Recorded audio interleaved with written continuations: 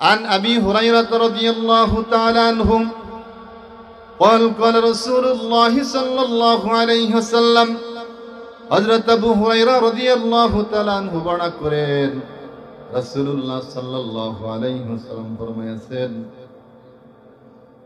কুল্লু মাউলুদিন ইউলাদু আলাল ফিতরা, এই পৃথিবীতে প্রত্যেকটা সন্তান মুসলমান হইয়া জন্ম হয়। যেরকম সুবহানাল্লাহ, কি হইয়া জন্ম হয়? মুসলমান হইয়া জন্ম হয়। আমি নামে মুসলমান অথবা আমরা সবাই মুসলমান। আমার ঘরে যেই সন্তানটা সেই সন্তানটাও মুসলমান, হিন্দুর ঘরে যেই সন্তানটা সেই সন্তানটাও মুসলমান, খ্রিস্টানের ঘরে যেই সন্তানটা আসছে ওই সন্তানটাও মুসলমান, ইহুদির ঘরে যে সন্তানটা পৃথিবীতে আসছে ওই সন্তানটাও মুসলমান। কুল্লু মাউলুদিন ইউলাদু আলাল ফিতরা, প্রত্যেকটা নবজাতক সন্তান ইসলামের উপরে মুসলমান হইয়া জন্ম হয়। ফাআবাহু ইয়াহুদিয়ানিহি আও ইউনসরানিহি আও ইউমাজ্জাসানিহি, তার বাবা তাকে ইহুদি বানায়, তার বাবা তাকে নাসারা বানায়, তার বাবা তাকে অগ্নি পূজারী বানায়, তার বাবা তাকে খ্রিস্টান বানায়, তার বাবা তাকে হিন্দু বানায়। অর্থাৎ আমার সন্তানের কোনো দোষ নাই, প্রত্যেকটা দোষ হইল আমাদের গার্ডিয়ানদের। আমার সন্তান মুসলমান হয়ে জন্ম হয়েছে, কাজে আমার সন্তান মুসলমান ছিলেন, আমি তাকে হিন্দু বানাইলাম, আমি তাকে খ্রিস্টান বানাইলাম, আমি তাকে অগ্নি পূজারী বানাইলাম, আমি তাকে ইহুদি বানাইলাম, এই জন্য তার কোনো দোষ নাই। কিয়ামতের দিন প্রত্যেকটা সন্তান মালিকের দরবারে মামলা করবে, প্রত্যেকটা বাবার বিরুদ্ধে, আমাদের বিরুদ্ধে মামলা করবে। কি মামলা করবে? আল্লাহ তাআলা কুরআনুল কারীমের মধ্যে বলেন, রব্বানা সাদাতানা ওয়া কুবারানা ফাআদাল্লুনাস সাবিলা। আমি যদি পরকালে আটকে যাই, হাসর ময়দানে জাহান্নামের আসামি যদি আমি হয়ে যাই, অথবা আপনারা হয়ে যান, অথবা আমাদের সন্তানরা হয়ে যায়, অথবা ইহুদি নাসারা খ্রিস্টান যারা আছে তাদের সন্তানরা যদি জাহান্নামের আসামি হয়ে যায়, সেই দিন আল্লাহকে বলবে, ওগো আল্লাহ, আমি ইহুদি হই নাই, আমি খ্রিস্টান হই নাই, আমি অগ্নি পূজারী হই নাই, আমি বেনামাজি হই নাই, আমি নাফরমান হই নাই, আমার বাবা আমাকে ইহুদি বানাইছে, আমার বাবা আমাকে খ্রিস্টান বানাইছে, আমার বাবা আমাকে অগ্নি পূজারী বানাইছে, আমার বাবা আমাকে হিন্দু বানাইছে, আমার বাবা আমাকে বেনামাজি বানাইছে। এজন্য প্রত্যেকটা সন্তান কিয়ামতের দিন তার বাবাকে আল্লাহর কাঠগড়ায় দাঁড়িয়ে করিয়ে দিবেন এবং এও বলবেন, ওগো আল্লাহ, আমি একা জাহান্নামে যাব না, আমার বাবাকে আনেন, আনার পরে তাকে ফারায়াত জাহান্নামে পৌঁছে দিয়া এরপর আমি জাহান্নামে যাব। এই জন্য আমাদের সন্তানরা দায়ী হবে না, আমাদের বিরুদ্ধে মামলা করে আমাদেরকে ধরা খাইয়ে দিবে। কোরআনের মাঝে আছে যত সব অক্ষর, প্রতি অক্ষর মাওলা সিনার বিশাল এক ভান্ডার। আকাশের নিচে, জমিনের নিচে, এই কাছিয়া ইউনিয়নের মধ্যে যদি দামি কোনো জায়গা থাকে, দামি কোনো জায়গা থাকে, সম্মানিত জায়গা থাকে আল্লাহর কাছে, কার কাছে? আল্লাহর কাছে যদি কোনো দামি জায়গা থাকে, সেই জায়গাটা হইল আজকের এই মাহফিলের প্যান্ডেল। কারণ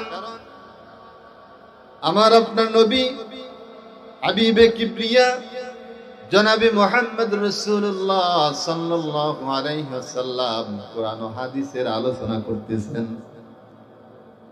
একজন সাহাবী বাজারে গিয়ে ঘোষণা দিয়ে দিলেন, আল্লাহর নবী জান্নাতের ফল বিক্রি করছেন। বাজার থেকে সবগুলো মানুষ জান্নাতি ফল খাওয়ার জন্য দৌড়ে এসে গেছেন। এসে দেখে নবীজি হাদিস এবং কোরআনের আলোচনা করেন। যাদের মধ্যে দিন ছিল, ঈমান ছিল, কোরআনের ইলম ছিল, আল্লাহর উপর বিশ্বাস ছিল, নবীর উপর বিশ্বাস ছিল, তারা ভাবতো যে হ্যাঁ, নবী যেটাই বলছে এইটাই জান্নাতের ফল বিক্রি হচ্ছে। আর যাদের মধ্যে ঈমান নাই, যাদের মধ্যে বিশ্বাস নাই, পরকালের ভয় নাই, আল্লাহর ভয় নাই, তারা বলছে মুহাম্মদ এবং তার সাথীরা আমাদেরকে ধোঁকা দিয়েছে। আমার বন্ধুরা, মাইকের আওয়াজ যতটুকু যাচ্ছে, অনেকের চিন্তা হইল মাগরিবের পরে আলোচনা কি শুনবো, গ্রাম্য বক্তা কি আর বলবে।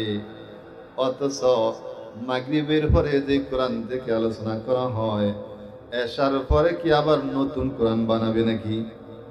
নতুন কোরআন তো বানাবে না, সেই কোরআন থেকে আলোচনা করা হবে। হতে এতটুকু বলবেন যে আপনার চাইতে তিনি বড় আলেম, তার অনেক জানাশোনা আছে, তিনি অনেক জ্ঞানের অধিকারী, অনেক আলেমের অধিকারী, কোরআন হাদিস সম্পর্কে অনেক জানেন। কিন্তু আমি যে কথাগুলো বলবো একটাও কোরআন এবং হাদিসের বাহিরে নয়। আপনি কি বলতে পারবেন যে তখন সব বেশি হবে? মাইকের আওয়াজ যতটুকু যায়, যারা দূর থেকে শুনছেন আপনাদেরকে বলছি, আপনারা কি বুঝছেন যে এখন থেকে তখন গেলে সব বেশি হবে, এখন সব কম হবে? এটা কি তারা ভাববে? এটা মনে করার কোনো বিকল্প আছে? নাই। বরং এখন যে সব হচ্ছে প্রত্যেকটা কথায়, তখনও সেই সবই হবে। কারণ এখনো কোরআনের আলোচনা, তখনও কোরআনের আলোচনা হবে। এখন যেমনি ভাবে কোরআনের আলোচনা করা হয়, হাদিস থেকে আলোচনা করা হয়, তখনও কোরআন হাদিস থেকে আলোচনা করা হবে। এই জন্য যাদের মধ্যে বিন্দু পরিমাণ ঈমান, আমল, বিশ্বাস আছে, তারা মাইকের আওয়াজ শোনার পরে মাঠে অবশ্যই চলে আসবে। কারণ এই ময়দান আগামী দিন আর থাকবে না। আগামী দিন তা থাকবেন, আগামী দিন থাকবে না। মাইক দিয়ে এলান করা হবে না যে ভাই আসেন আসেন আসেন, কোরআনের আলোচনা করা হবে, হাদিসের আলোচনা করা হবে। এই সুযোগ আর কাল থাকবে না।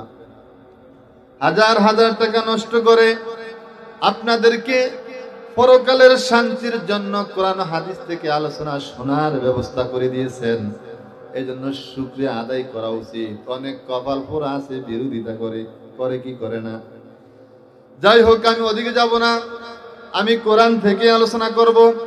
আমার আলোচনার বিষয় হইল কোরআনের ফজিলত।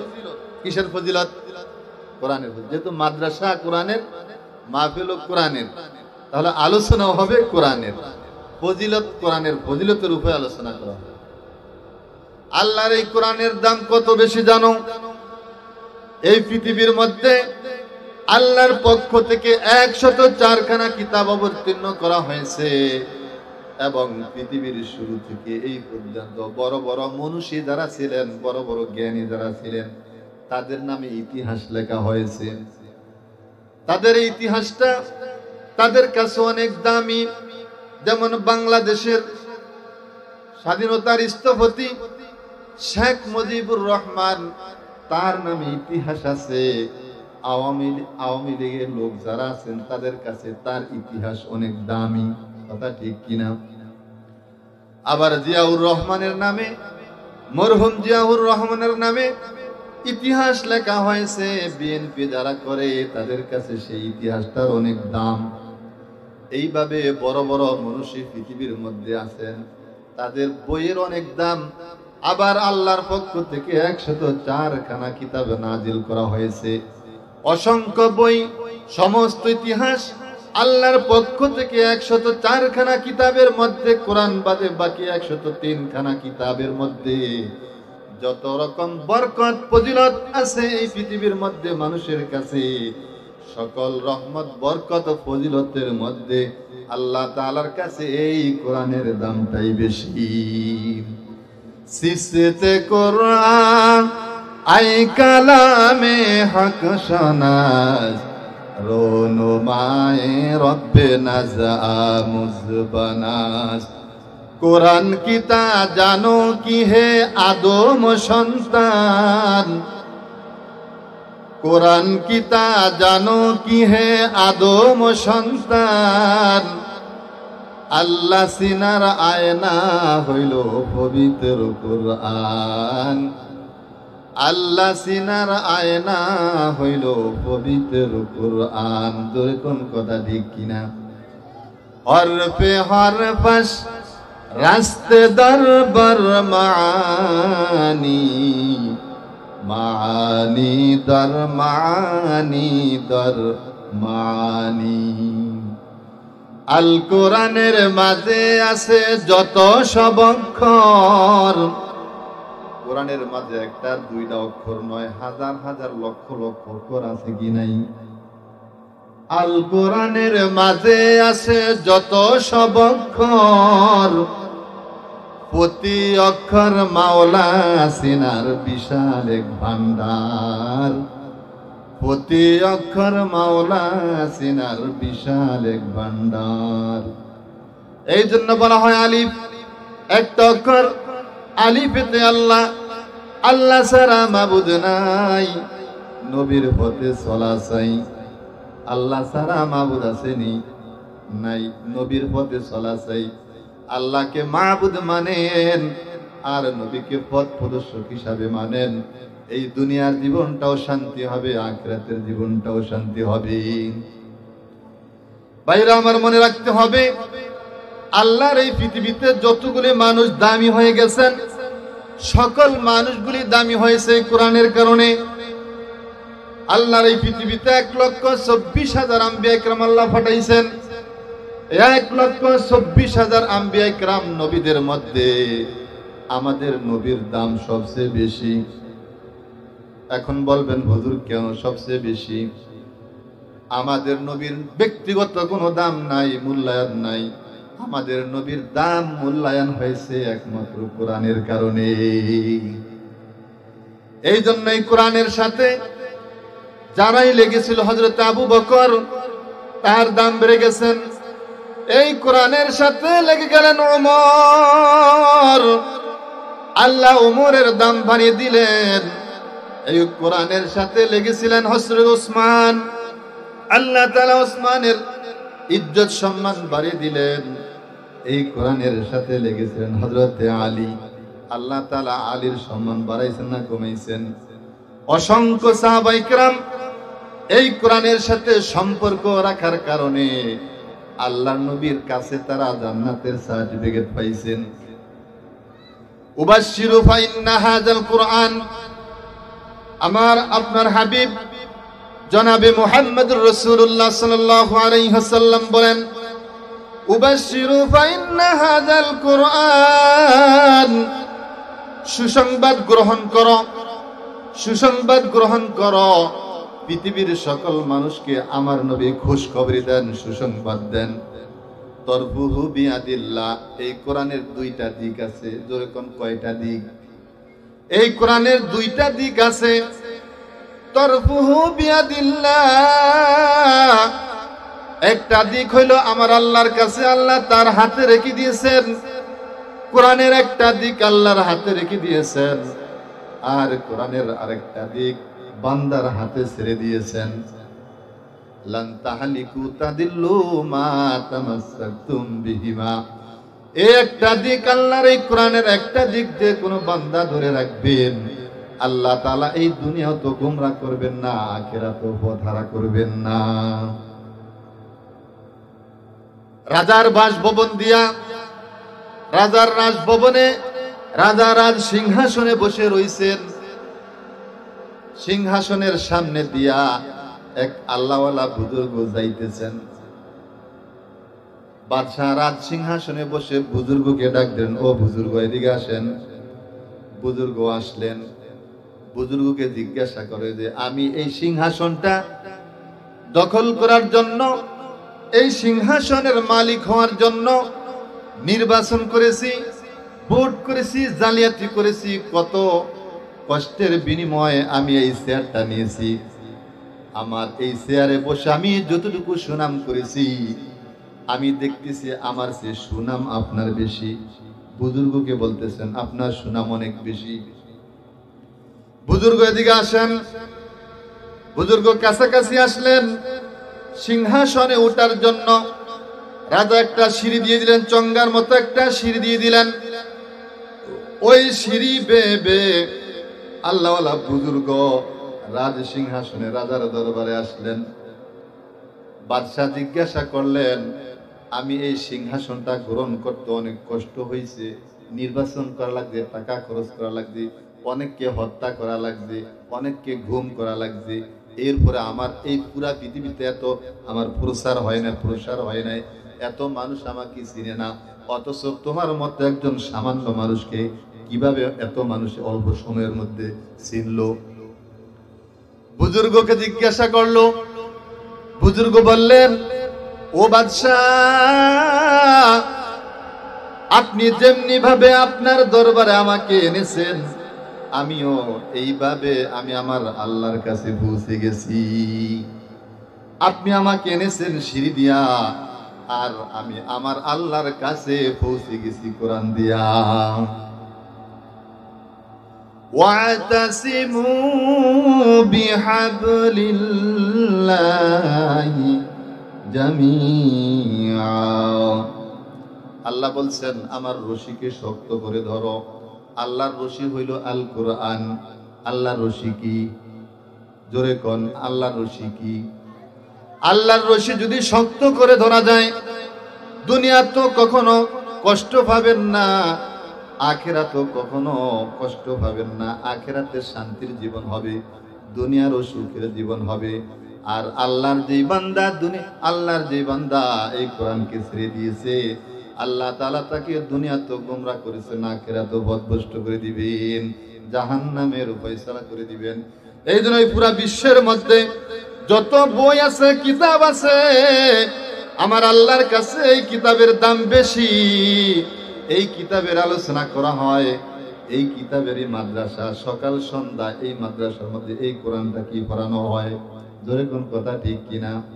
এই কোরআন এত দামি কোরআন, এই কোরআন আসার কারণে কি হইল, মক্কার জমিনে মানুষগুলি উলঙ্গ চলাফেরা করত, মা বোন হিসাব নিকাশ ছিল না, ছেলে মেয়ের হিসাব নিকাশ ছিল না, যে যার সাথে যেইভাবে ইচ্ছা জিনা ব্যভিচার খুন খারাপির মধ্যে লিপ্ত ছিল। এমনকি আপন মেয়ে হওয়াটাকে লজ্জা মনে করে জিন্দা কবর দিয়ে ফেলতো। আল্লাহর ঘর বাইতুল্লাহর মধ্যে উলঙ্গ মূর্তি উঠাইছে। এই কোরআন আসার পরে সমস্ত অন্ধকার আল্লাহ কোরআনের উসিলায় দূর করে দিয়েছেন। এই যদি এই কোরআনকে আমি আমার ব্যক্তি জীবনে মানি, সামাজিক জীবনে মানি, এই কোরআনকে সামাজিক জীবনে মানি, রাষ্ট্র জীবনে মানি, এই কোরআন প্রত্যেকটা সেক্টরে আমাকে নিরাপত্তা দিবে, শান্তি দিবে। অর্থাৎ গুম হবে না, খুন হবে না, চুরি হবে না, ডাকাতি হবে না, জিনার ভয় থাকবে না, লুচ্ছামির ভয় থাকবে না, কোন রকম ভয় ভীতি থাকবে না। কোরআন এমন একটা সমাজের গ্যারান্টি দিবে যেই সমাজটা হয়েছিল সাহাবায়ে কেরামের যুগে। আর এই কোরআন থেকে তো আমরা আজ অনেক দূরে দূরে কিনা, অনেক দূরে। এমনও ঘর পাওয়া যায়, ঘরের মধ্যে 5 জন সদস্য, 5 জন মানুষের মধ্যে একজনও কোরআন পড়তে পারে না। আইরে মুসলমান, দুঃখ কারে বলি, কত বড় দুঃখ নিয়ে। অথচ এই কোরআন শিক্ষা করা আমাদের জন্য কি ছিল? জোরে কোন, এই কোরআন শিক্ষা করা আমাদের জন্য কি? আর জোরে কোন, শিক্ষা করা কি? এই কোরআন আমাদের জন্য শিক্ষা করা ফরজ, কোরআনের আইন বাস্তবায়ন করা ফরজ, আর কোরআনুল কারীমের তেলাওয়াত করা আমাদের জন্য সুন্নত। কোরআন শিক্ষা করাও ফরজ, কোরআনের আইন বাস্তবায়ন করাও ফরজ। এখন আমরা মোটামুটি হালকাভাবে একটু তেলাওয়াত করি, যেটা সুন্নত, শুদ্ধভাবে শিখিও না এবং কোরআনের আইন বাস্তবায়নের জন্য চেষ্টাও করি না। আর যদি কোথাও কোরআনের মাহফিল হয়, মাদ্রাসা হয়, অনেকে বিরোধিতাই করে ফেলে, করে কি করে না? অনেকে বিরোধিতাই করে ফেলে। আমি এই জন্য এই কোরআনের ফজিলতের বিষয়ে আলোচনা করব ইনশাআল্লাহ, মনোযোগ দিয়ে ইনশাআল্লাহ শুনবেন। তবে বহিরাগত কোনো কিচ্ছা কাহিনী বলবো না আজকে, সরাসরি আপনাদেরকে হাদিস থেকে এবং কোরআন থেকে কিছু কথা শোনাবো। আল্লাহর এই পৃথিবীতে কোরআন যখন আল্লাহ নাজিল করলেন, নাজিল করার পরে কাফিরেরা প্রশ্ন করলেন, এই কোরআন এতদিন কোথায় ছিল? কে নাজিল করলো?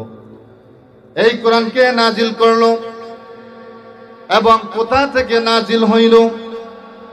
যখন এই প্রশ্নগুলি করা হইল নবীজিকে, আমার নবীজি উত্তর দিয়েছেন, তানজিলাম মিম্মান খালাকাল আরদা ওয়াস-সামাওয়াতিল উলা। এই কোরআন যিনি নাজিল করেছেন তিনি এই জমিন সৃষ্টি করলেন এবং তিনি সুউচ্চ আকাশ বানাইলেন। যিনি জমিন বানাইলেন, যিনি সুউচ্চ আকাশ বানাইলেন বিনা খুঁটিতে, সেই আল্লাহ রব্বুল আলামিন এই কোরআন নাজিল করেছেন। আবার আপনি প্রশ্ন করতে পারেন, বুঝলাম কোরআন নাজিল করাইছেন আল্লাহ, তাহলে এই কোরআন এতদিন পর্যন্ত কোথায় ছিল? এই প্রশ্ন যদি আপনি কোরআনকে করেন অথবা আমাকে করেন অথবা কাউকে করেন, তাহলে কোরআন উত্তর দিতে পারে কি পারে না? জোরে কোন, জোরে কোন, দিতে পারে কি পারে না? কোরআন উত্তর দিতে পারে। কোরআন বলে দিয়েছেন, বাল হুয়া কুরআনুম মাজিদুন ফি লাওহিম মাহফুজ। বরং এই কোরআন সম্মানিত, দামি কোরআন। এই কোরআন এতদিন পর্যন্ত লৌহে মাহফুজে ছিল, সংরক্ষিত জায়গায় ছিল। সুবহানাল্লাহ। লাকাদ খালাকনাল ইনসানা ফি আহসানি তাকওয়িম।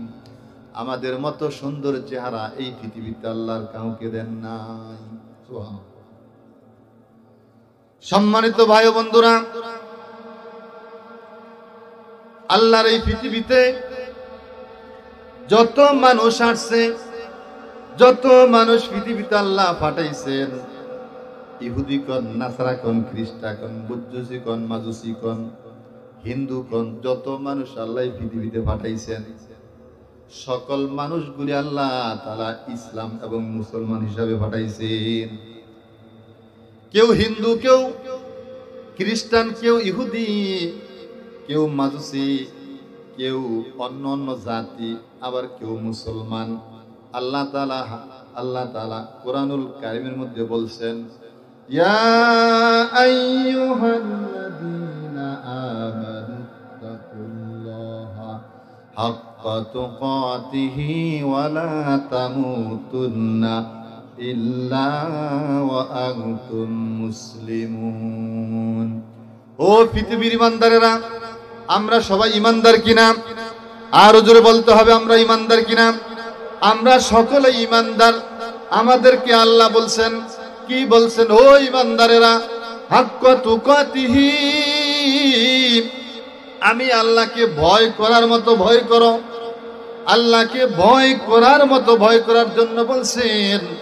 এরপরে তার উপরে বলছেন, ওয়ালা তামুতুন্না ইল্লা ওয়া আনতুম মুসলিমুন। খবরদার, মুসলমান না হইয়া মরিও না। কি না হইয়া মরিও না? মুসলমান না হইয়া মরিও না। তাহলে আমরা এখনো মুসলমান হইতে পারছি কিনা? হইতে পারছি? হাদিস শরীফের মধ্যে বলা আছে, মুসলমান হলো ওই ব্যক্তি যাহার হাত এবং মুখ হইতে আমার মুসলমান ভাই নিরাপদে থাকে।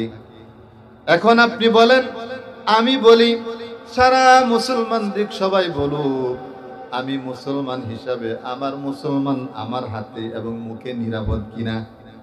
নিরাপদ না? নিরাপদ নাই। কিভাবে আমার মুসলমান ভাইকে, প্রতিবেশী, পাড়া প্রতিবেশী, আত্মীয় স্বজন অথবা অন্যান্য মানুষকে কিভাবে আটকে দেওয়া যায়, কিভাবে বিপদে ফালিয়ে দেওয়া যায়, এই চিন্তা সদা সর্বদা টেনশন অন্তরে থাকে কি থাকে না? তাহলে আমার রাসূল বলছেন, খাঁটি মুসলমান হইল ওই ব্যক্তি যাহার হাত এবং মুখ হইতে অপর মুসলমান নিরাপদে থাকে। তাহলে আমরা এখনো পরিপূর্ণ মুসলমান হইতে পারি নাই। আর আমার আল্লাহ বলছেন, খাঁটি মুসলমান না হইয়া কবরে আসিও না। তাহলে আমাদেরকে মুসলমান হওয়া লাগবে কিনা? লাগবে কিনা? আমাদেরকে যদি খাঁটি মুসলমান হইতে হয়, এক নম্বরে আমাদেরকে আল্লাহর উপর পূর্ণ আস্থা রাখতে হবে, ঈমান আনতে হবে। কি আনতে হবে? ঈমান আনতে হবে। আর ঈমান আনতে গিয়া প্রথম একটা হাদিস খেয়াল করবেন।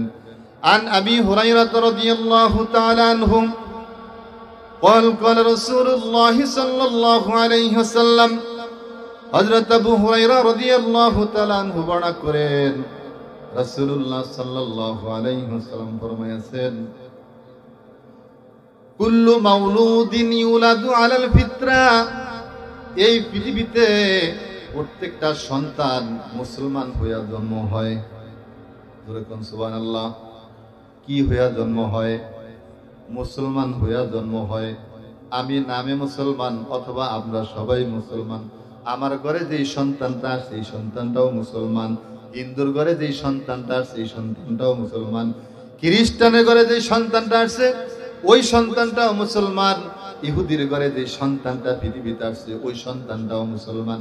কুল্লু মাউলুদিন ইউলাদু আলাল ফিতরা, প্রত্যেকটা নবজাতক সন্তান ইসলামের উপরে মুসলমান হইয়া জন্ম হয়। ফাআবাহু ইয়াহুদিয়ানিহি আও ইউনসরানিহি আও ইউমাজ্জাসানিহি, তার বাবা তাকে ইহুদি বানায়, তার বাবা তাকে নাসারা বানায়, তার বাবা তাকে অগ্নি পূজারী বানায়, তার বাবা তাকে খ্রিস্টান বানায়, তার বাবা তাকে হিন্দু বানায়। অর্থাৎ আমার সন্তানের কোনো দোষ নাই, প্রত্যেকটা দোষ হইল আমাদের গার্ডিয়ানদের। আমার সন্তান মুসলমান হয়ে জন্ম হয়েছে, কাজে আমার সন্তান মুসলমান ছিলেন, আমি তাকে হিন্দু বানাইলাম, আমি তাকে খ্রিস্টান বানাইলাম, আমি তাকে অগ্নি পূজারী বানাইলাম, আমি তাকে ইহুদি বানাইলাম, এই জন্য তার কোনো দোষ নাই। কিয়ামতের দিন প্রত্যেকটা সন্তান মালিকের দরবারে মামলা করবে, প্রত্যেকটা বাবার বিরুদ্ধে, আমাদের বিরুদ্ধে মামলা করবে। কি মামলা করবে? আল্লাহ তাআলা কুরআনুল কারীমের মধ্যে বলেন, রব্বানা সাদাতানা ওয়া কুবারানা ফাআদাল্লুনাস সাবিলা। আমি যদি পরকালে আটকে যাই, হাসর ময়দানে জাহান্নামের আসামি যদি আমি হয়ে যাই, অথবা আপনারা হয়ে যান, অথবা আমাদের সন্তানরা হয়ে যায়, অথবা ইহুদি নাসারা খ্রিস্টান যারা আছে তাদের সন্তানরা যদি জাহান্নামের আসামি হয়ে যায়, সেই দিন আল্লাহকে বলবে, ওগো আল্লাহ, আমি ইহুদি হই নাই, আমি খ্রিস্টান হই নাই, আমি অগ্নি পূজারী হই নাই, আমি বেনামাজি হই নাই, আমি নাফরমান হই নাই, আমার বাবা আমাকে ইহুদি বানাইছে, আমার বাবা আমাকে খ্রিস্টান বানাইছে, আমার বাবা আমাকে অগ্নি পূজারী বানাইছে, আমার বাবা আমাকে হিন্দু বানাইছে, আমার বাবা আমাকে বেনামাজি বানাইছে। এই জন্য প্রত্যেকটা সন্তান কিয়ামতের দিন তার বাবাকে আল্লাহর কাঠগড়ায় দাঁড়িয়ে করিয়ে দিবেন এবং এও বলবেন, ওগো আল্লাহ, আমি একা জাহান্নামে যাব না, আমার বাবাকে আনেন, আনার পরে তাকে ফারায়া জাহান্নামে পৌঁছে দিয়া এরপর আমি জাহান্নামে যাব। এই জন্য আমাদের সন্তানরা দায়ী হবে না, আমাদের বিরুদ্ধে মামলা করে আমাদেরকে ধরা খাইয়ে দিবে। এই জন্য আমাদের কর্তব্য হইল, আমাদের দায়িত্ব হইল, আমাদের উপর ফরজ হইল, আল্লাহর বিধান আমাদের উপর হইল, আমার সন্তানকে আমি আলেম বানামু, হাফেজ বানামু এবং দিন শিক্ষা দিমু। দিন শিক্ষা দেওয়ার পরে ওই ছেলে আর কিয়ামতের দিন আপনার আমার বিরুদ্ধে আল্লাহর আদালতে মামলা করতে পারবে না। আল্লাহ যদি আপনার আমার বিবেককে প্রশ্ন করে, ও আব্দুল্লাহ, কথার কথা, ও আব্দুল্লাহ, তুই তোর সন্তানটাকে পাওয়ার জন্য আমার কাছে চেয়েছিলি, ওগো আল্লাহ, 4টা 3টা মেয়ে হয়েছে, একটা ছেলের দরকার, আল্লাহর কাছে চেয়েছ, যখন একটা ছেলে হয়ে গেছে, এই ছেলেটাকে লালন পালন করার জন্য ছোটকাল থেকে কত কষ্ট সাধনা করেছ, নিজে না খায়া তাকে খাওয়াইছো, মা তাকে লালন পালন করার জন্য কত কষ্ট করেছে, 10 মাস 10 দিন পেটে ধারণ করেছে এবং কষ্টের পর কষ্ট স্বীকার করেছে, অসংখ্য অগণিতবার কষ্ট স্বীকার করিয়া এই সন্তানটাকে লালন পালন করেছে। লালন পালন করার পরে বড় করেছে, তাকে প্রতিষ্ঠিত করার জন্য মিথ্যার আশ্রয় নেয়া, তাকে প্রতিষ্ঠিত করার জন্য মিথ্যার আশ্রয় নেয়া অর্থ সম্পদ কামাইছে, মানুষকে ঠগিয়া জায়গা জমি দিয়া ফলাকে প্রতিষ্ঠিত করার জন্য কামাইছে। এই ছেলেই কিয়ামতের দিন আপনাকে আমাকে আল্লাহর দরবারে আসামি বানিয়ে দিবে। এজন্য সেখান থেকে যদি বাঁচতে হয়, আল্লাহর কাঠগড়া থেকে যদি আমাকে আপনাকে বাঁচতে হয়, তাহলে অবশ্যই অবশ্যই আমার ছেলেকে, আপনার সন্তানকে হাফেজে বানাইতে হবে, কোরআনের আলেম বানাইতে হবে, দিনদার বানাইতে হবে, নামাজি বানাইতে হবে, পরহেজগার বানাইতে হবে। না বানাইলে মহান আল্লাহ পাকের দরবারে আমি একদিন আল্লাহর কাঠগড়ায় দাঁড়াইতে হবে। তো রাসূলুল্লাহ সাল্লাল্লাহু আলাইহি ওয়াসাল্লামের আরেকটা হাদিস, আল্লাহ নবী বলেন, যদি তুমি তোমার সন্তানকে আলেম বানাও, হাফেজ বানাও, তাহলে কি হবে?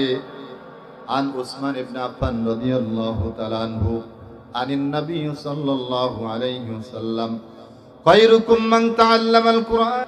আছে কি নাই? এই মেয়েরা কথা বলেন, মানুষ আছে কি নাই? শিক্ষিত আছে, অশিক্ষিত আছে, কলেজের অধ্যক্ষ আছে, ভার্সিটির অধ্যক্ষ আছে, প্রাইমারি মাস্টার আছে, হাই স্কুলের মাস্টার আছে, মাদ্রাসার শিক্ষক আছে, আবার এর মধ্যে মূর্খ মানুষও আছে, অনেক পেশা শ্রেণীর মানুষ আছে। কিন্তু আমার রাসূল বলছেন, আল্লাহর কাছে ওই লোকটার দাম বেশি যেই লোকটা আমার আল্লাহর এই কোরআন শিখছে এবং অন্যকে শিখাইছে।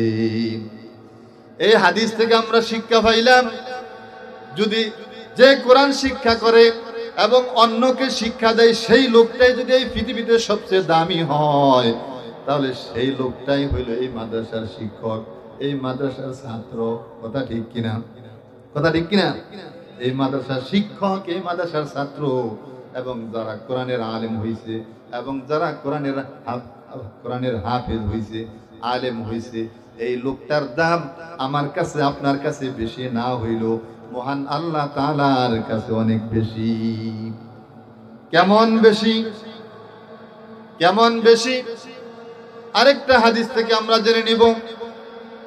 আন জাবির রাদিয়াল্লাহু তাআলা আনহু আনিন নবী সাল্লাল্লাহু আলাইহি ওয়াসাল্লাম আল কুরআনু শাফিউন। যেই ছেলেটা কোরআনের হাফেজ হইছে, যেই ছেলেটা কোরআনের হাফেজ হইছে, এই হাফেজে কোরআনকে বলা হবে, কি বলা হবে? যে ইকরা, ও গো হাফেজ কোরআন, ইকরা পড়ো। হাফেজ কোরআন কি বলা হবে? ইকরা পড়ো। হাফেজ কোরআন পড়তে থাকবেন, হাফেজ কোরআন পড়তে থাকবেন। ওয়ারতাকি ওয়ারাতিল কামা কুনতা তুরাতিলু ফিদ দুনিয়া ফা ইন্না মানজিলাকা ইনদা আখিরিন আয়াতিন তাকরাউহা।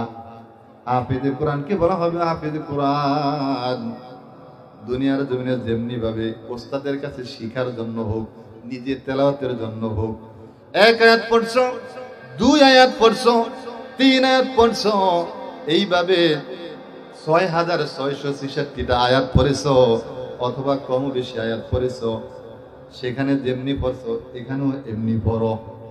হাফেজে কোরআন দুনিয়ার সিলসিলা হিসাবে ওখানে পড়তে থাকবে, আর পড়তে থাকবে। আল্লাহর নূরের তৈরি ফেরেশতারা বলবেন আল্লাহর পক্ষ থেকে, ওগো হাফেজে কোরআন, আজ জান্নাতের ময়দানে, জান্নাতের মাঠে তুমি একতলা করে উঠো।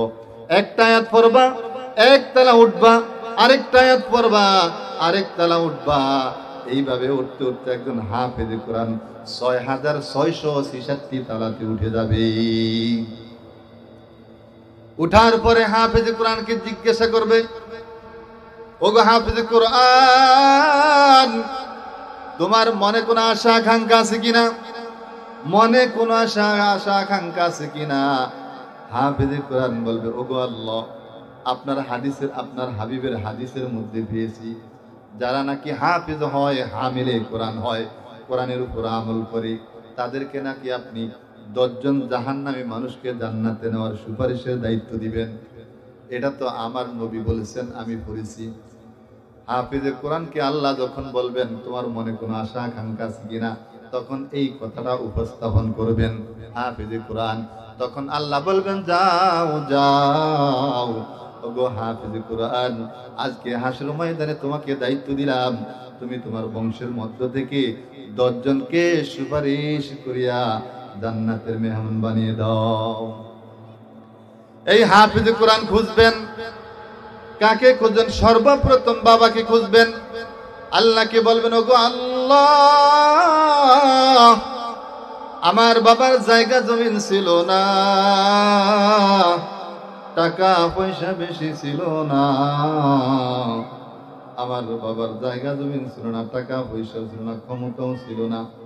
দৈনিক রিক্সা চালাইয়া মাত্র ৫০০ টাকা কামাই করিয়া সংসারও চালাইতো, মাকেও চালাইতো, বাবাকেও নিজেও চলতো।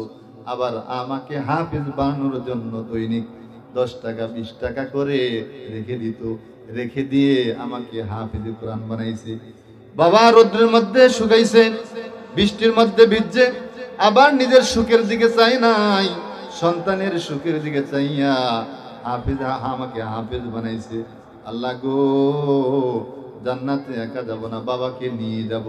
এইভাবে বাবাকে নিবে, মাকে নিবে, খালুকে নিবে, ভাইকে নিবে, বোনকে নিবে, স্বাস্থ্য বোন, স্বাস্থ্য ভাই, এইভাবে আত্মীয় স্বজন থেকে দেখে 10 জন মানুষকে হাফিজে কোরআন জান্নাতে নিয়ে যাইবেন। এই জন্য হাফিজ বানাইতে রাজি আছেন কিনা? সবাই রাজি আছেননি?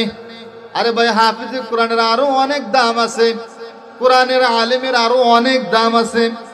অনেক হাদিসের মধ্যে আল্লাহ রাসূল সাল্লাল্লাহু আলাইহি ওয়াসাল্লাম বলছেন, যদি এই কোরআন তুমি শিখো তাহলে এই কোরআন তোমার জন্য সুপারিশ করবে, এবং কোরআনের সুপারিশ আল্লাহ কবুল করবেন।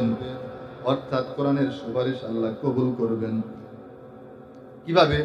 হাদিসে পাকের মধ্যে আল্লাহ রাসূল বলেন, আন সাঈদ ইবনে সুলাইম রাদিয়াল্লাহু তাআলা আনহু قال قال رسول الله صلى الله عليه وسلم ما من شافع أفضل منزلة عند الله يوم القيامة من القرآن لا نبي ولا ملك ولا غيره।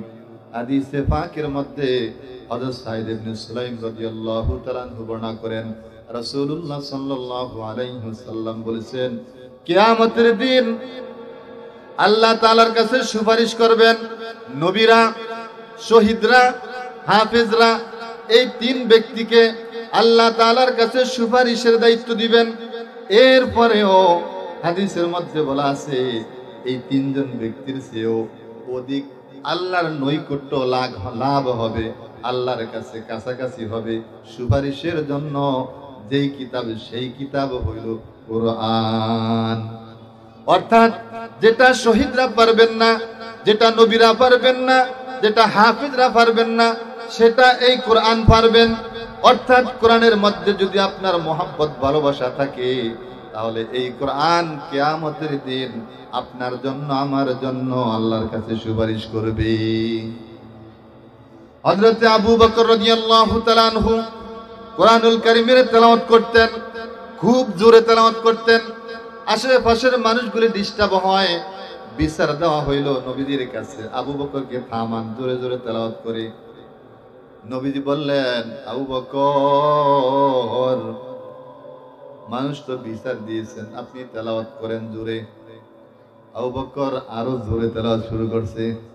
আবু বকরকে নবী জিজ্ঞাসা করে, আবু বকর জোরে তেলাওয়াত করেন কেন?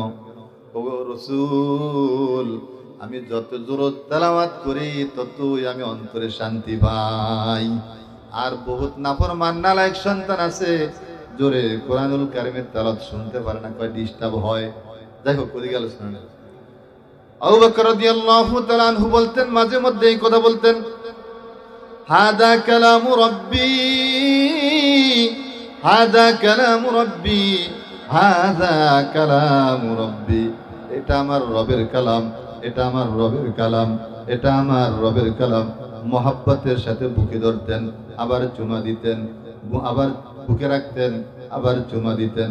এজন্য আপনাদেরকে একটা আমল শিখিয়ে দেই, আজ থেকে যারা কোরআন পড়তে পারেন না, আপনাদের উপর আবদার রইল, যখন নামাজ পড়তে মসজিদে ঢুকবেন, যারা কোরআন পড়তে পারেন না, একটা কোরআন হাতে নিবেন, নিয়ে চুমু দিবেন, মুখে চুমু দিবেন, বুকে নিবেন, আর মনে মনে বলবেন, এটা আমার আল্লাহর কালাম, এটা আমার আল্লাহর কালাম, এটা আমার আল্লাহর কালাম।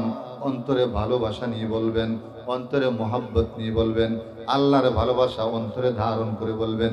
যেমনি ভাবে আবু বকর বলেছেন, আবু বকর জান্নাতের টিকিট পাইছে, এরপরেও বুকের মধ্যে কোরআন রেখে আমার রবের কালাম, আমার রবের কালাম, আমার রবের কালাম, অনেক মহব্বতের সাথে বলতেন। হাদিসে পাকের মধ্যে আরো বলা হয়েছে, ওমা হিল্লুম মুসাদ্দাকুন, আপনারা যারা কোরআনকে মহব্বত করবেন, ভালোবাসবেন, এই কোরআন আপনার জন্য, আমার জন্য কিয়ামতের দিন ঝগড়া করবে। কি করবে? ঝগড়া করবে। আল্লাহ কি বলবে? ওগো আল্লাহ, এই কোরআন এই লোকটা তেলাওয়াত করছে, তেলাওয়াত করতে পারে নাই, বুকে ধরছে, বুকে ধরতে পারে নাই, সহযোগিতা করেছে, আলেম হওয়ার জন্য, হাফেজ হওয়ার জন্য, মাদ্রাসা করার জন্য সহযোগিতা করেছে। ওগো আল্লাহ, আপনি বলেছেন আপনার কালাম অনেক দামি, সেই দামি কালাম আমি বুকে ধারণ করলাম, কোরআনের মহব্বত করলাম, কোরআনের মাদ্রাসাকে প্রতিষ্ঠিত করলাম, আর্থিক দিয়া সহযোগিতা করলাম, কোরআনের হাফেজদেরকে দেখলে মাথা ভরিয়ে দিতাম, এক কাপ চা খাওয়াইতাম, একটা গঞ্জি কিনে দিতাম, একটা টুপি কিনে দিতাম। আল্লাহ, এইগুলির দাবি নিয়ে বলছি, আজ হাসর ময়দানে এই কোরআনের উসিলায় আমাকে মাফ করিয়া দেন। মান জালাহু আমামাহু কাদাহু ইলাল জান্নাহ। আপনারা আমরা যদি এই কোরআনকে জীবনের সামনে রাখি, তাহলে এই কোরআন আপনার আমাকে জান্নাতে বুঝিয়ে দিবে। ওমান জালাহু খালফা যহরিহি। আর আপনি আমি যদি এই কোরআনকে জীবনের পিছনে রাখি, অর্থাৎ মানি না, কোরআনকে জিগাই না, কোরআনকে ভ্যালুই দেই না, কোরআনের মাদ্রাসা, কোরআনের মাহফিল, কোরআনের মসজিদ, কোরআনের আলেম, হাফেজ আলেম, এদেরকে মূল্যায়ন করি না, সাকাতাহু ইলান নার। এই কোরআন আপনাকে আমাকে জাহান্নামে ঢেইলা দিবে। এই জন্য কোরআনের মাধ্যমে জান্নাতে যাইতেছেন না, কোরআনের মাধ্যমে জাহান্নামে যাইতে চান? জান্নাতে যাইতে চান কিনা? আল্লাহ তাআলা কবুল করেন। অন্য এক হাদিসের মধ্যে আল্লাহ রাসূল বলেন, আন আনাস রাদিয়াল্লাহু তাআলা আনহু قال قال رسول الله صلى الله عليه وسلم إن لله أهلين من الناس من هم يا رسول الله قال أهل القرآن هم أهل الله وخاصته। হযরত আনাস রাদিয়াল্লাহু তাআলা আনহু বলেন, নবী করিম সাল্লাল্লাহু আলাইহি ওয়াসাল্লাম ইরশাদ করেছেন, খুব মনোযোগ দিয়ে শুনবেন। আল্লাহ বলেন, কে বলেন? আল্লাহ বলেন, কে বলেন? আল্লাহ বলেন, আমার ফ্যামিলি নাই, আমার ছেলে নাই, আমার মেয়ে নাই, আমার সন্তান নাই, আমার পরিবার নাই, আমার কোনো সংসারও নাই। তবে হ্যাঁ, যারা কোরআন শিখে, যারা কোরআন শিখায়, যারা কোরআনকে মহব্বত করে, যারা কোরআনকে ভালোবাসে, যারা কোরআনকে জীবনের সামনে রাখে, পিছনে রাখে না, ওইরাই হইল আমার আহাল। সুবহানাল্লাহ। এরা হইল আমার আহাল। অর্থাৎ যারা কোরআনকে সার্বিক লাইনে বিবেচনা করবে, মহব্বত করবে। আল্লাহ বলছেন, আমার সংসার নাই, ফ্যামিলি নাই, সন্তান নাই, এরাই হইল আমার সংসার আহাল। ওয়াখাসাতুহু, এবং এরাই হইল আমার খাস লোক, এরাই হইল আমার খাস লোক। যারা কোরআন শিখে, শিখায়, কোরআনকে মহব্বত করে, এরাই হইল আমার খাস লোক। অন্য এক হাদিসের মধ্যে আল্লাহ রাসূল বলেন, আন ইবনে আব্বাস রাদিয়াল্লাহু তাআলা আনহু قال قال رسول الله صلى الله عليه وسلم إن الذي ليس في جوفه شيء من القرآن كالبيت الخرب।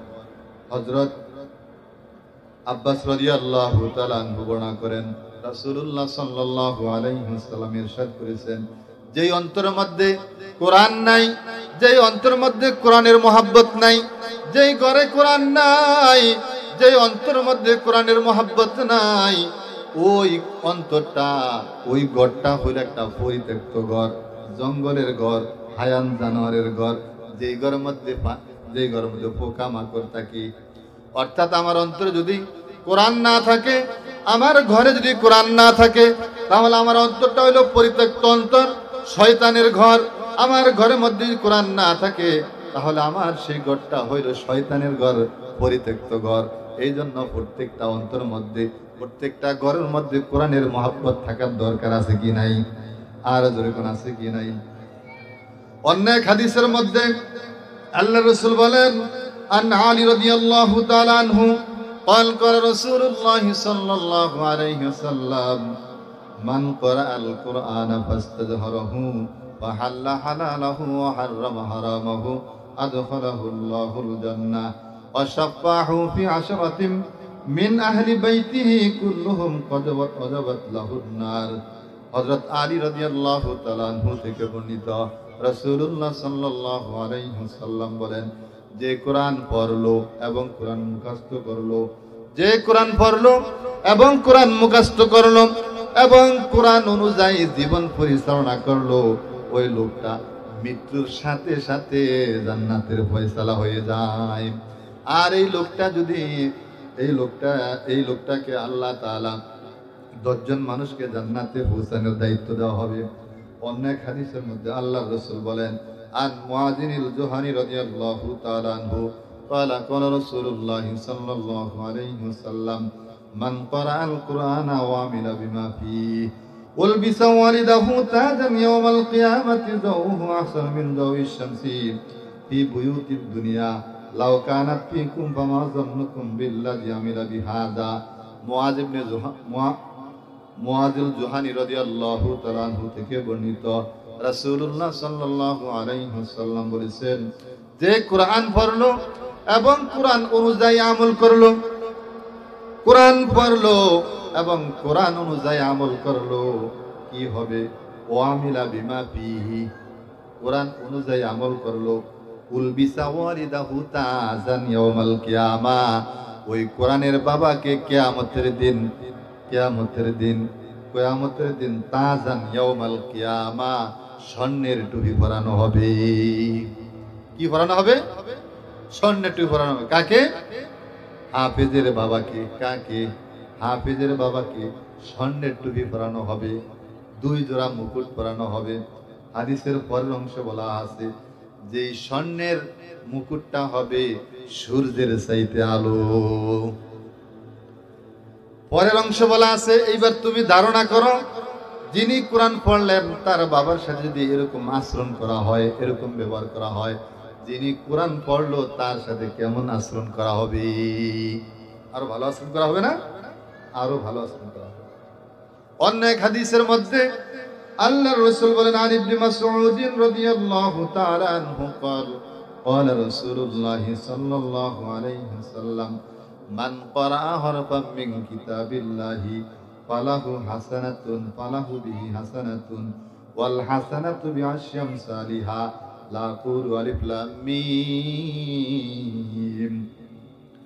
ইবনে মাসউদ রাদিয়াল্লাহু তাআলা আনহু বলেন, হুজুর আকরাম সাল্লাল্লাহু আলাইহি ওয়াসাল্লাম বলেছেন যে ব্যক্তি কোরআনের মধ্য থেকে একটা অক্ষর পড়লো, কয়টা অক্ষর?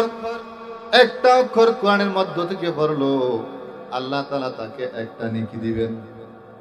একটা নেকি হবে 10টা নেকির মতো।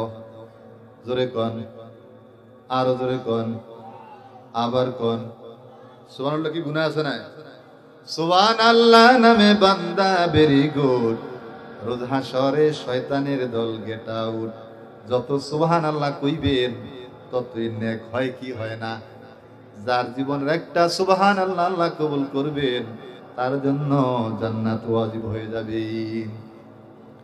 এই জন্য আল্লাহর এক বান্দা কবর ফাঁস দিয়ে যাচ্ছেন, আল্লাহর ওলি বুজুর্গ কবর ফাঁস দিয়ে যাচ্ছেন, যেতে যেতে হঠাৎ করে কানের মধ্যে কোরআনুল কারীমের তেলাওয়াত পাইতেছেন, কোরআনুল কারীমের আওয়াজ পাইতেছেন। আশেপাশে যে কোনো মানুষ নাই, না থাকার কারণে অন্তর চক্ষু খুলে দিলেন। একটা হলো, এটা হলো বাহ্যিক চক্ষু, একটা হলো অন্তর চক্ষু। অন্তর চক্ষু খুলে দিলেন, খুলে দিয়ে দেখে কবরের মধ্যে কোরআনুল কারীমের তেলাওয়াত হয়। জোরে কোন, আরো জোরে কোন। কবরের মধ্যে কোরআনুল কারীমের তেলাওয়াত হয়। কবরওয়ালাকে জিজ্ঞাসা করে যে, ভাই কবরের মধ্যে কতদিন পর্যন্ত কোরআনের তেলাওয়াত করো? কয়, কতদিন পর্যন্ত? আশ্চর্যের বিষয় নয়, তবে এই পর্যন্ত 5000 খতম করেছি। এই কথা শুনে উপরের লোকটা আল্লাহওয়ালা বুজুর্গ কয়, সুবহানাল্লাহ। এবার কবর লোকটাকে, ভাই আমার 5000 খতম তুমি নিয়ে যাও, আর যে তুমি একটা সুবহানাল্লাহ কইলা ওই সুবহানাল্লাহটা আমাকে দিয়ে যাও। বুঝলাম না একটা সুবহানাল্লাহ কোথায়? 5000 খতম কোরআন কোথায়? ভাই আমি কবরের মধ্যে 5000 না, সারা জীবন যদি কোরআন তেলাওয়াত করি একটা সওয়াব দেওয়া হবে না। আর যদি তুমি বুঝা শুননা যে একটা সুবহানাল্লাহ কইলা, আমি দেখলাম আকাশ এবং জমিনের মধ্যে যত ফেরেশতা আছে প্রত্যেকটা ফেরেশতা তোমার আমলনামায় নেকি লেখার প্রতিযোগিতা শুরু করছে। এই জন্য বুঝা শুননা দুনিয়াতে হায়াতে থাকা অবস্থায় একটা নেক আমল করলেও আন্তরিকতা যদি মহব্বত থাকে, আল্লাহ বাড়াইতে আরো অনেক বাড়াইতে পারে। আর যদি আমি কইছি কোন সুবহানাল্লাহ, এটা তো হইতে পারে না, হইতে পারে। আর বুঝা শুননা যদি একটা সুবহানাল্লাহ কোন, এটার সব বাড়াইতে আল্লাহ আকাশের পরিমাণ বাড়াইতে পারেন। আরেকটি হাদিসের মধ্যে আল্লাহ বলছেন, আল্লাহ রাসূল বলছেন, আন আব্দুল্লাহ ইবনে ওমর রাদিয়াল্লাহু তাআলা আনহু قال قال رسول الله صلى الله عليه وسلم। আব্দুল্লাহ ইবনে ওমর রাদিয়াল্লাহু তাআলা আনহু থেকে বর্ণিত, রাসূলুল্লাহ সাল্লাল্লাহু আলাইহি ওয়াসাল্লাম ইরশাদ করেছেন, ইউকালু লিসাহিবিল কুরআন, কিয়ামতের দিন সাহেবে কোরআনকে ডাকা হবে। সাহেবে কোরআনকে ডাকা হবে। সাহেবে কোরআনকে, যিনি কোরআন পড়লেন এবং কোরআনের উপর আমল করলেন, তিনি হইল সাহেবে কোরআন। তাকে ডাকা হবে এবং বলা হবে, আসেন। হাফিজে কোরআন, সাহেবে কোরআন আসবেন। আসার পরে বলা হবে, ইকরা, পড়েন। তিনি পড়তে থাকবেন, আর পড়তে পড়তে পড়তে পড়তে ৬৬৬৬টা পড়বেন। আর আল্লাহ তাআলা ৬৬৬৬টা তকবায় উঠাবেন। অন্য এক হাদিসের মধ্যে আল্লাহ রাসূল বলছেন, কিয়ামতের দিন তিনটি জিনিস আরশের নিচে থাকবে। কয়টা জিনিস? জোরে কোন? তিনটা জিনিস আরশের নিচে থাকবে। অর্থাৎ হাসর ময়দানটা এমন হবে, এমন দৃশ্য হবে, এমন কঠিন দৃশ্য হবে হাসর ময়দানটা, যেই হাসরের কঠিন দৃশ্যের মধ্যে কেউ কাউর দিকে তাকাইবে না। পুরুষ মহিলা সবাই উলঙ্গ উঠবে, কেউ কেউর দিকে তাকানোর সুযোগ থাকবে না। মানুষ কাহারও অপরাধের কারণে হাঁটু পর্যন্ত গাড়া থাকবে ঘামে, কাহারও অপরাধের কারণে মাজা পর্যন্ত থাকবে, কাহারও অপরাধের কারণে বক্ষদেশ পর্যন্ত ডুবা থাকবে, আবার কাহারও অপরাধের কারণে কণ্ঠদেশ পর্যন্ত ডুবা থাকবে। এইভাবে অপরাধের কারণে, বিভিন্ন অপরাধের কারণে হাসর ময়দানের মানুষগুলো খুব পেরেশানি থাকবে। আল্লাহকে বলবে, গো আল্লাহ, জান্নাত দেন বা জাহান্নাম দেন, যেটাই দেন, তারপরে হাসর ময়দানের কঠিন দৃশ্য থেকে, কঠিন আযাব থেকে আমাদেরকে হেফাজত করেন। এই কঠিন মহা মুসিবতের দিন আল্লাহর আরশ থাকবে, আল্লাহর আরশ থাকবে। আর আল্লাহর এই আরশের নিচে তিন ব্যক্তি ছায়া পাবে। কয় ব্যক্তি? আরো জোরে কোন? তিন ব্যক্তি ছায়া পাবে। তার মধ্যে এক নম্বর হইল কোরআন। যে কোরআন পড়লো, কোরআন অনুযায়ী আমল করলো, কোরআনের উপর জীবনটা চালাইলো, কোরআনের উপর চললো, ওই ব্যক্তি হাসর ময়দানে আল্লাহর আরশের নিচে ছায়া পাইবে। দুই নম্বর, যে আমানতের ঠিক রাখছে, আমানতের খেয়ানত করে নাই, ওই ব্যক্তিও কিয়ামতের দিন হাসর ময়দানে আল্লাহর আরশের নিচে ছায়া পাইব। তিন নম্বর হইল আত্মীয়তা। যে আত্মীয়তা বন্ধন রেখেছে, ছিন্ন করে নাই, যিনি আত্মীয়তার বন্ধন আবদ্ধ করেছে, ছিন্ন করে নাই, এই ব্যক্তিও হাসর ময়দানে আল্লাহর আরশের নিচে ছায়া পাইবে। সুবহানাল্লাহ। এজন্য কখনো আত্মীয়তা ছিন্ন করব না, আমানতের খেয়ানত করব না, কোরআনের বিরোধিতা করব না। সব সময় কোরআনের পক্ষে থাকবো, কোরআনের পক্ষে থাকবো, মাদ্রাসার পক্ষে থাকবো, ওলামায়ে কেরামের পক্ষে থাকবো। তাহলে এতটুকু আশা ও বিশ্বাস করা যায়, আমার আল্লাহ আমাকে এই কোরআনের উসিলায় মাফ করে দিবেন। আজ থেকে 1400 বছর পূর্বে যখন কোরআন নতুন করে নাজিল হইল, তখন মানুষগুলি কোরআনের পরিচয় চাইল, আল্লাহ কোরআনের পরিচয় চাইল। মুহাম্মদ রাসূলুল্লাহ সাল্লাল্লাহু